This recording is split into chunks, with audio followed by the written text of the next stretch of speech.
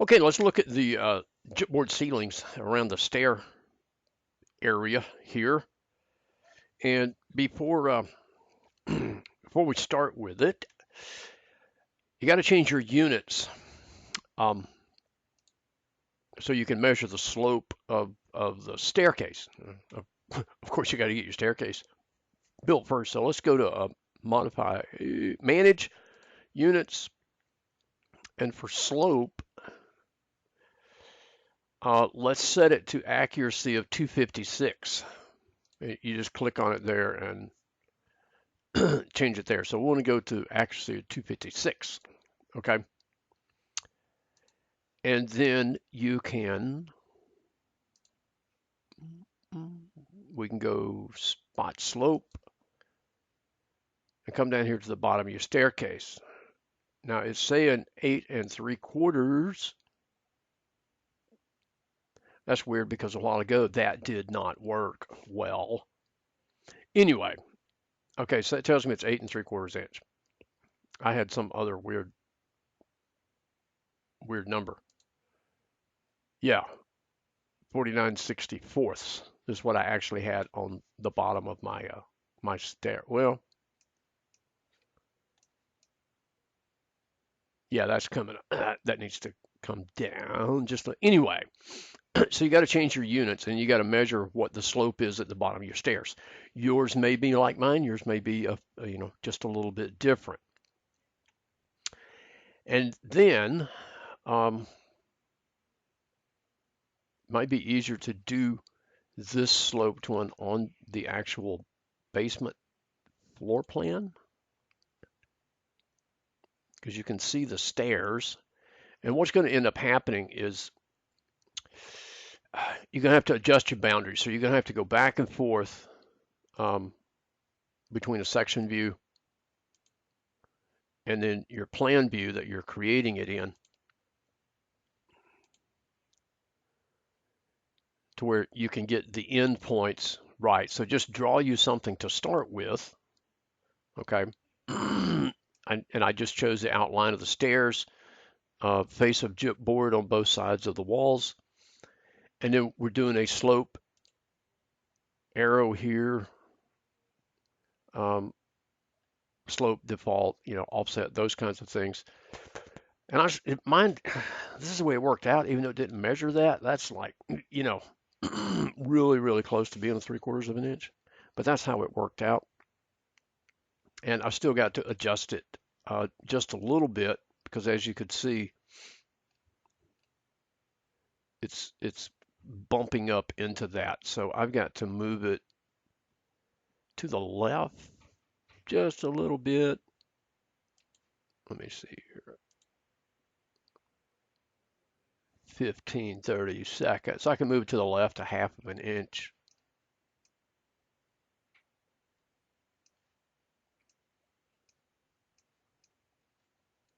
Let me check it up here and see.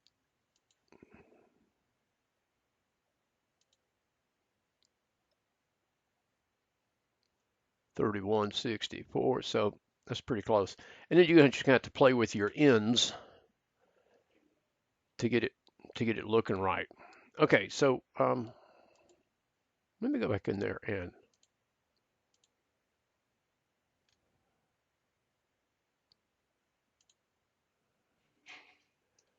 I'm gonna add a half inch to that. So I'm just gonna make that 5'9".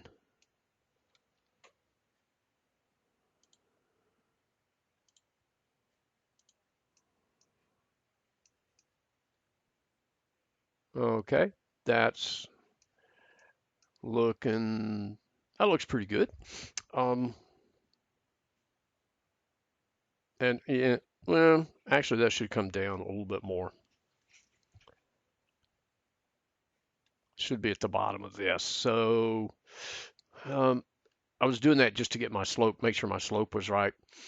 It needs to come down a little bit. So, hmm,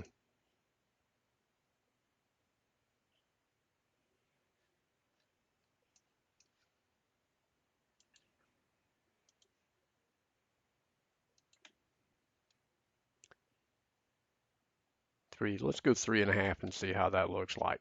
Anyway, so you kind of follow what I'm doing here. Another 3, that's going to be 6.5 feet. Let me make it 6 foot and see how that works out.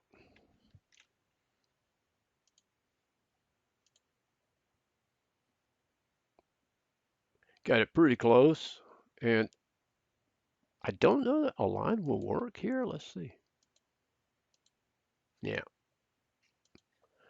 okay.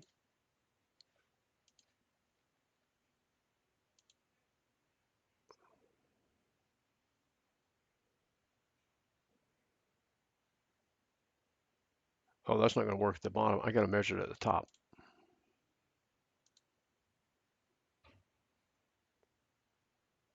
So let's go over it.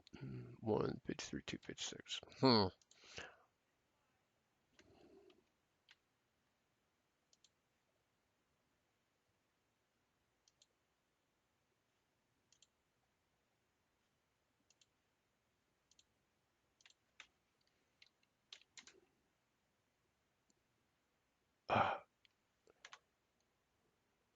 I measured it, but I don't even remember what it was. How about that?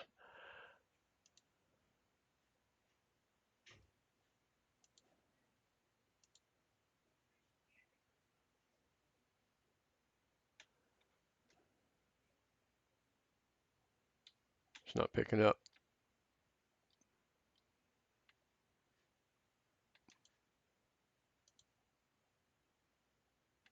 53, 1 and 53. Okay.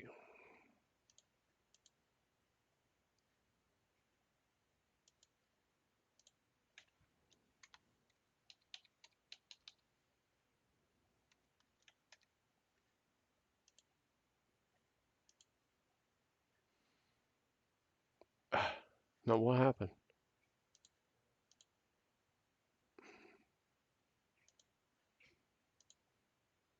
Oh, my 1 didn't take.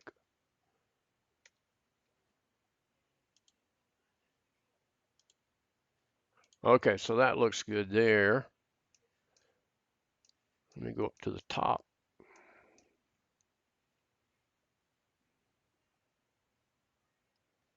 Looks good. Okay, so that's how you do the bind. You're gonna go back and forth between your plan views to get your length and your stuff right. Now up here, this one's kind of weird. I ended up having to edit my floor system in this corner, shortened this joist. We had this one coming all the way across, so I shortened it back, and I had to move this one over, okay, and I duplicated it and put another one next to it.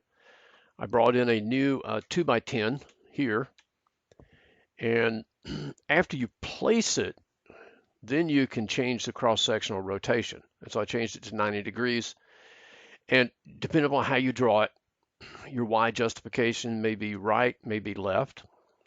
And so I played with that and then adjusted my offset value for the Y axis. And as you can see here, I wanted it at the bottom of the subfloor and then attached to this one.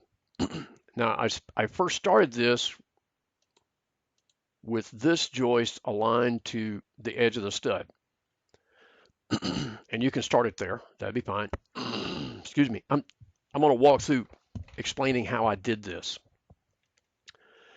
So actually at first I had this one lined up underneath the wall stud, but I did not have enough height from the bottom of my gypboard here to the top of the stairs. So I moved it over to where it was flush with this edge of the stud to this edge of the joist. I put this piece of ceiling in down here and put this piece of ceiling in at the same slope as the stair ceiling. Okay.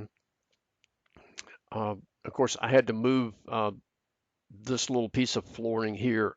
I created me a new floor system, called it wood joist 2x4. So it's got a 2x4 joist and 3/4 inch plywood. And I put it at, 2 feet up. that just seemed to work. 2 feet and a quarter, whatever. Moved it up so it was out of the way.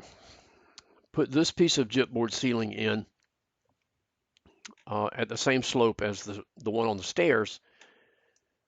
And then we have to measure from the nosing, and I'll show you. I'm measuring from right here at the nosing up to the gypboard, and that's how you determine the headroom in a stairway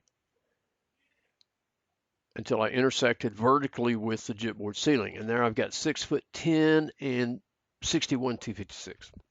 Okay, so I need a 6'10" minimum. Okay, it needs to be the same slope as the stairs. So when I measured that, it didn't work flush here. So I moved it out to flush the gypboard, readjusted all the ceilings and pulled a new measurement. And then that seemed to work good.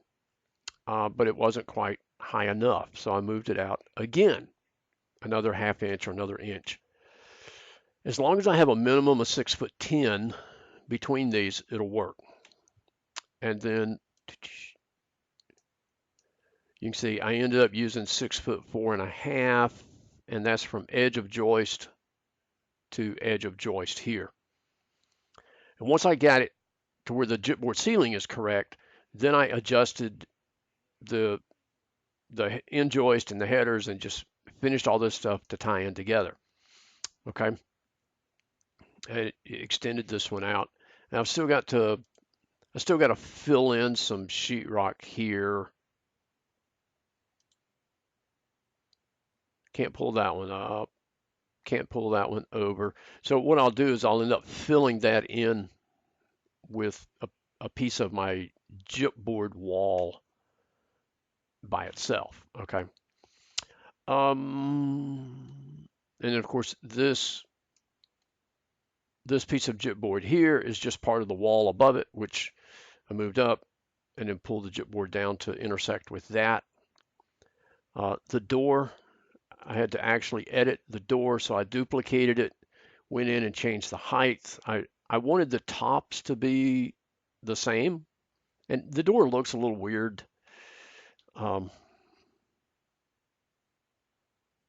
So it actually really would probably end up with a piece of cabinetry instead of a pantry door, but that's what I did. So I edited that and made a new one. And I think that pretty well covers my gypboard stair ceiling thing. This here, one of the driving things on this is this wall is dimensioned on our plans as to where it is. It rests on a piece of the 3/4 plywood, which is on a 2x10 laid flatwise. Okay, and so if I go back to my first floor plan, all these dimensions are still correct. Everything looks good. I pull to here, so you can see I've got a piece of gypboard that I need to pull down,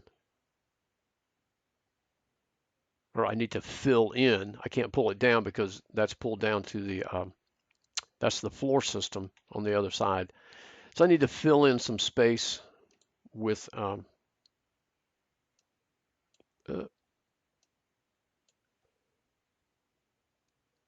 let's see, is that the one I want? Yeah, let me look at that one. So you can see this area right here, I need to fill in with some gypboard to cover that gap up and clean those things up.